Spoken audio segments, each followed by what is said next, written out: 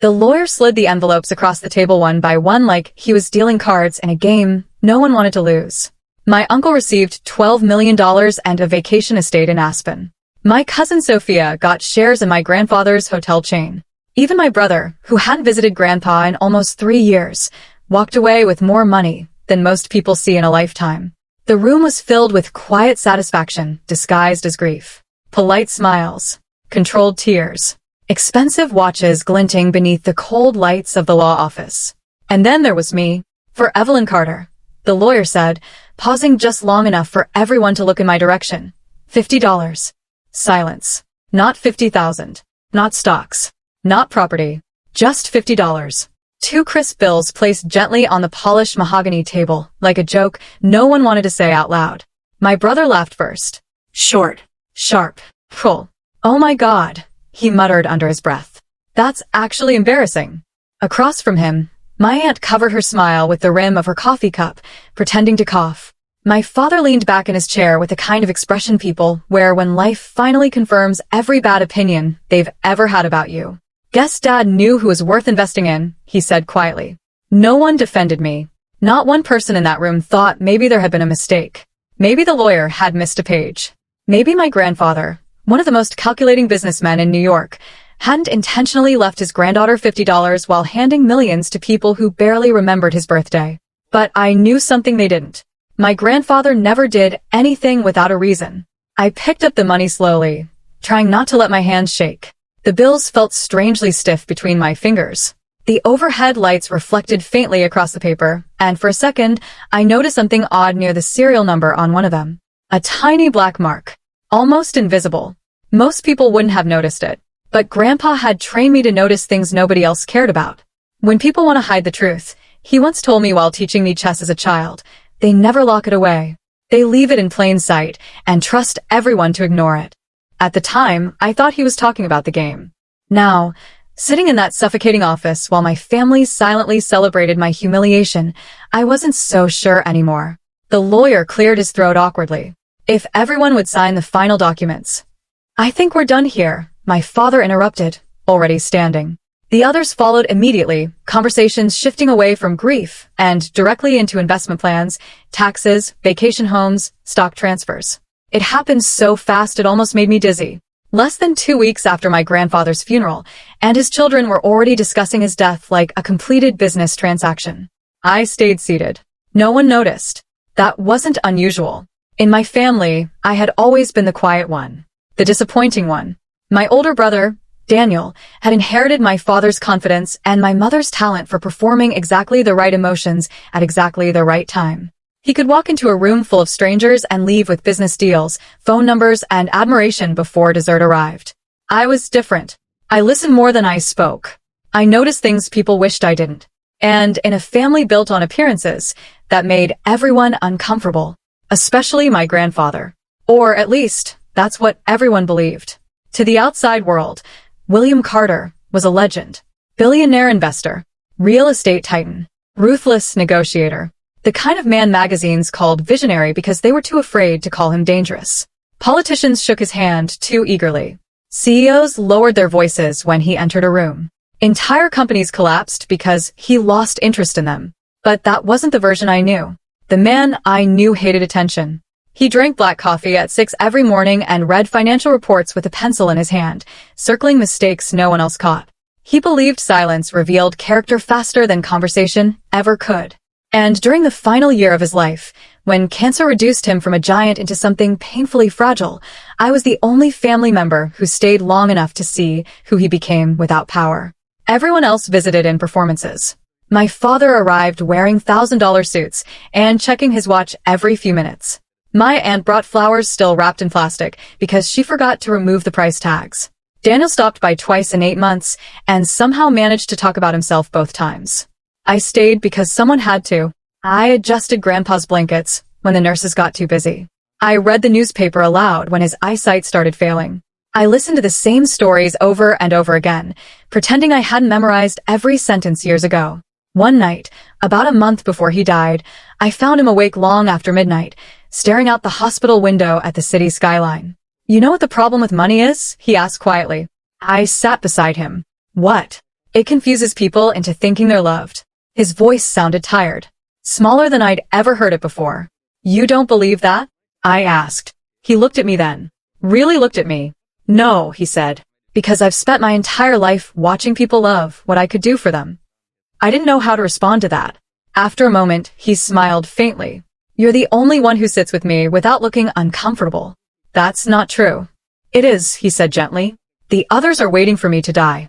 You're the only one still talking to me like I'm alive. The memory hit me so hard that I almost forgot where I was. The law office had nearly emptied by now. Chairs pushed back. Coffee cups abandoned. The inheritance meeting was over, and according to everyone in that room, so was my importance. I slipped the two $50 bills into my purse and stood to leave. As I walked past the table, the lawyer suddenly spoke again. Miss Carter. I turned. For the first time all afternoon, his professional mask seemed slightly cracked. Nervous, almost. There was one additional instruction from your grandfather, he said carefully. My heartbeat slowed. What instruction? He hesitated before answering. He specifically requested that you examine the money closely before spending it. The room felt colder instantly. What does that mean? I asked. But the lawyer only adjusted his tie and stepped back toward the files. I'm afraid that's all he left in writing. That night, I sat alone inside my apartment with the two bills spread across my kitchen table beneath the brightest lamp I owned. Outside, rain hammered against the windows while Manhattan blurred into streaks of silver and gold. I stared at the tiny marks again. Not random ink. Not damage. Coordinates. Very small numbers hidden beside the serial code.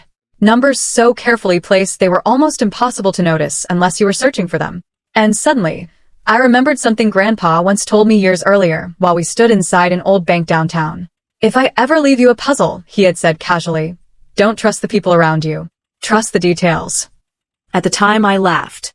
Now my hands trembled as I grabbed my coat and car keys, because I knew exactly which bank he'd meant. Rain followed me through the city, like a warning. By the time I reached the bank, the streets of Manhattan looked almost unreal beneath the glow of traffic lights and blurred reflections. Midnight had passed nearly an hour ago, yet the building still stood lit against the darkness like it had been waiting for me. Carter and Holbrook Private Banking. My grandfather trusted almost no one in his life, but he trusted this bank. I remembered coming here with him as a child, holding his hand while employees straightened the moment he walked through the doors. Back then, I thought it was because he was rich. Later, I realized it was because powerful people recognize someone even more powerful than themselves. I parked across the street and sat there for a moment, gripping the steering wheel too tightly. This was insane. Maybe grief had finally cracked something in me. Maybe the marks on those bills meant nothing at all. Maybe I was so desperate to believe my grandfather hadn't humiliated me publicly that I was inventing secrets where none existed.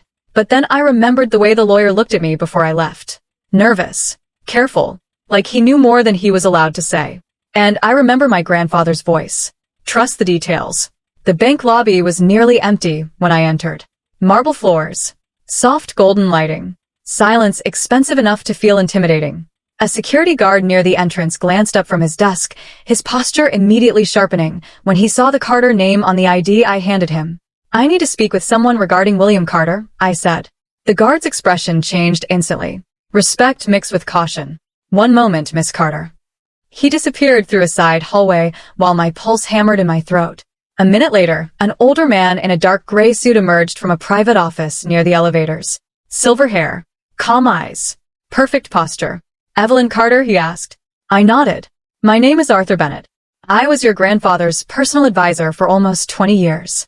He extended his hand politely. Please come with me. He led me through a quiet corridor toward an office overlooking the city skyline. The moment the door closed behind us, the atmosphere shifted. The politeness vanished, replaced by something heavier. More serious. Arthur gestured toward the chair across from his desk. You brought the bills? My stomach tightened. Slowly, I removed the two $50 bills from my purse and placed them in front of him. The reaction was immediate.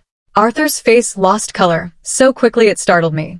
He picked up one bill carefully, adjusting his glasses as he studied the markings hidden beside the serial number. Then he looked at the second one. His jaw tightened. Well, he murmured quietly, almost to himself. He actually did it. My heart began pounding harder. Did what? Arthur looked at me for a long moment before answering.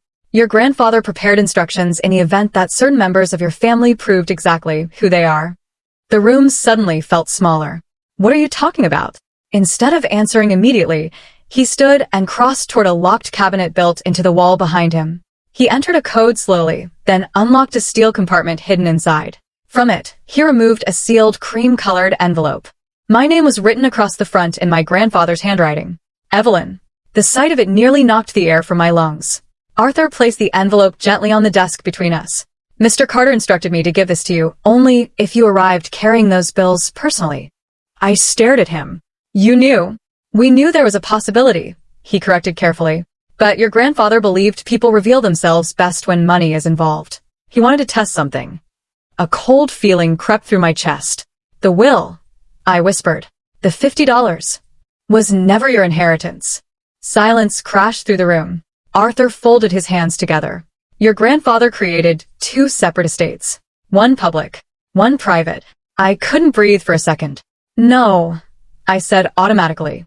That's impossible. Everything was already divided. Not everything. He slid a folder across the desk toward me. Inside were account summaries, trust documents, property records, investment portfolios. My eyes moved across the numbers once, then again, because my brain refused to process them properly. $38 million. My fingers went numb. That can't be real. It's very real, Arthur replied calmly. And entirely yours. The room blurred around me. I pressed my hands against the edge of the desk just to steady myself. 38 million. Hidden outside the will. Protected. Untouchable. But why? I whispered. Arthur's expression softened slightly. Because your grandfather knew exactly what would happen in that law office. I looked down at the envelope again. My grandfather's handwriting suddenly felt more personal than anything else in the room. Open it, Arthur said quietly. My hands shook as I broke the seal. Inside was a single handwritten letter folded with careful precision. I recognized the paper immediately. Grandpa always used the same expensive cream stationery for personal notes. I unfolded it slowly. Evelyn, if you are reading this, then you noticed what others ignored. Good. That means I was right about you. My throat tightened instantly. I left the public inheritance exactly as I intended, not to reward them, to reveal them. Tears burned behind my eyes as I kept reading. Your father spent years teaching everyone that strength means control. Your brother learned that love follows money. The rest of the family learned how to perform loyalty whenever cameras or lawyers were present. You learned something different. You stayed when there was nothing to gain. The words hit harder than I expected. Images flashed through my mind all at once. Adjusting his blankets in the hospital, reading to him late at night, sitting beside him in silence because he hated forced conversation when he was tired. He remembered all of it. I watched carefully during my final year. The letter continued. People become honest around the dying. They think time excuses selfishness. But you never treated me like an inconvenience. A tear slid down my cheek before I could stop it. The money I leave you is not a reward. It is protection. Because eventually your family will show you exactly how conditional their love has always been. Arthur looked away politely, giving me space while I read. And when that happens, Grandpa wrote, I need you to remember something very important. Don't make yourself smaller just to make other people comfortable. I covered my mouth as emotion crashed into me all at once. All my life, I had been shrinking myself inside that family. Speaking less, wanting less, accepting less, pretending it didn't hurt every time they overlooked me because keeping the peace felt easier than demanding respect. Grandpa saw it. He saw all of it. At the bottom of the page, one final sentence waited. There is one more thing hidden for you inside the lake house property. Arthur knows where. But before you go looking for it, ask yourself a question. Who in your family would destroy you if they knew the truth? My breathing stopped. Slowly, I lowered the letter. The lake house. I whispered. Arthur nodded once. Your grandfather purchased it under a separate holding company years ago. No one in your family knows it belongs to you now. A strange feeling settled into my chest then. Not relief. Not happiness. Awareness. For the first time since the will reading, I understood something terrifying. My grandfather hadn't just left me money. He had prepared me for war. I barely slept that night. Every time I closed my eyes, I saw my grandfather's handwriting.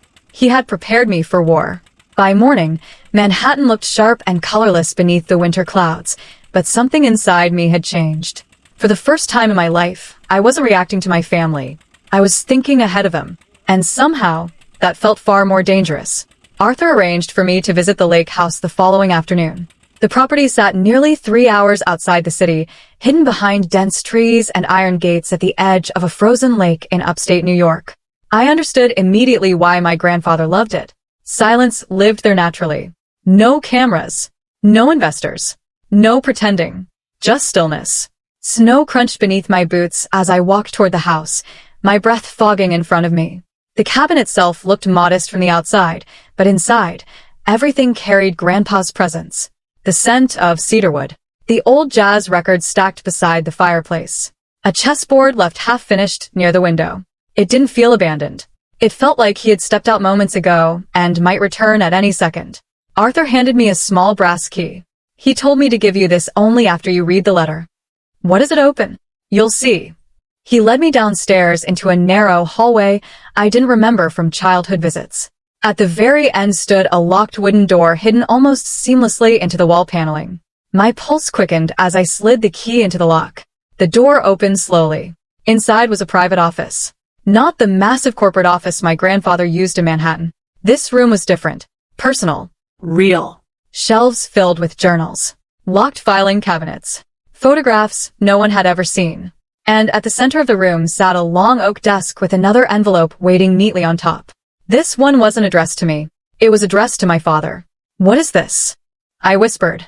Arthur's face hardened slightly. The reason your grandfather stopped trusting him. A cold feeling moved through my chest.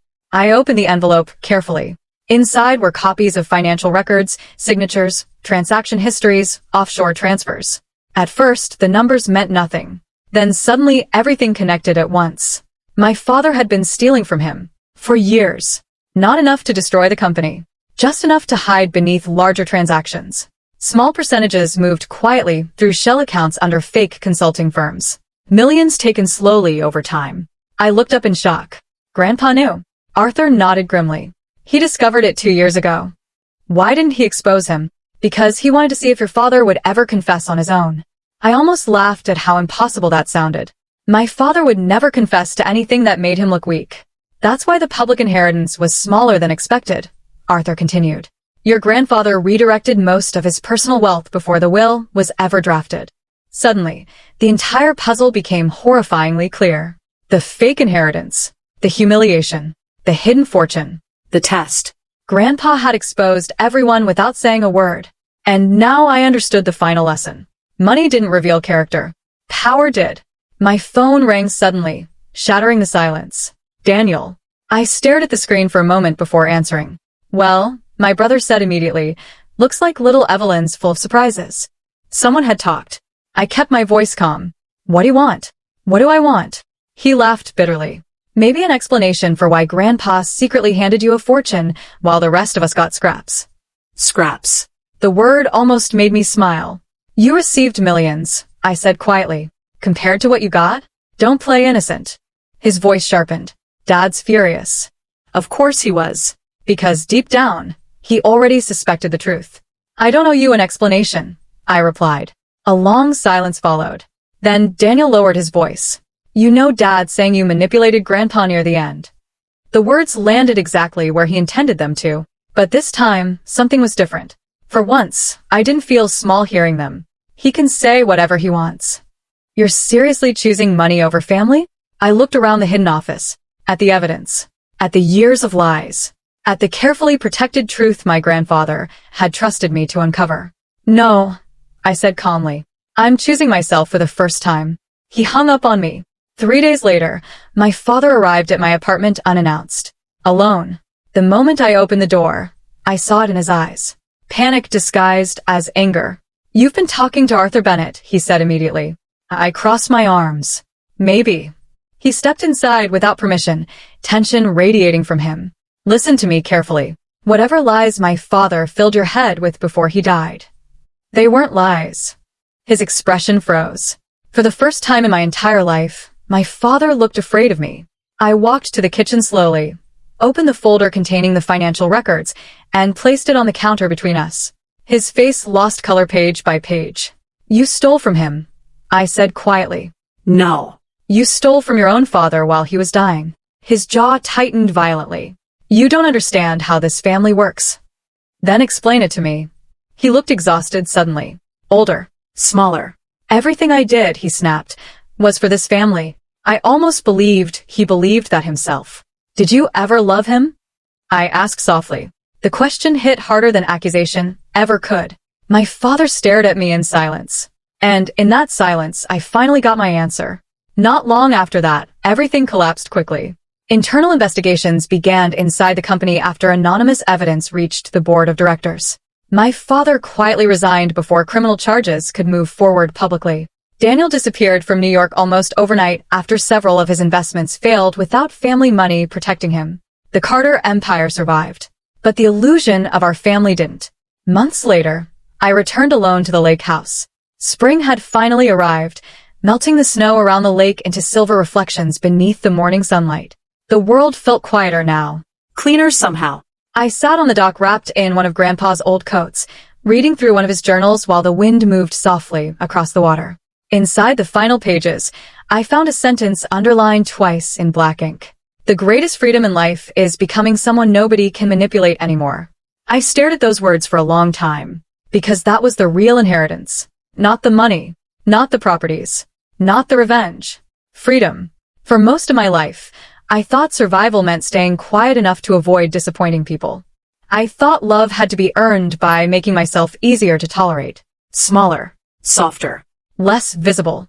But Grandpa spent his final days teaching me the truth. The people who truly love you never ask you to disappear for their comfort.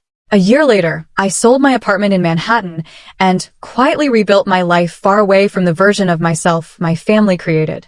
I invested carefully, traveled when I wanted, started a foundation in my grandfather's name that funded legal support for elderly financial abuse victims. And every once in a while, usually late at night when the world finally becomes still, I think back to that moment inside the law office. Everyone receiving millions.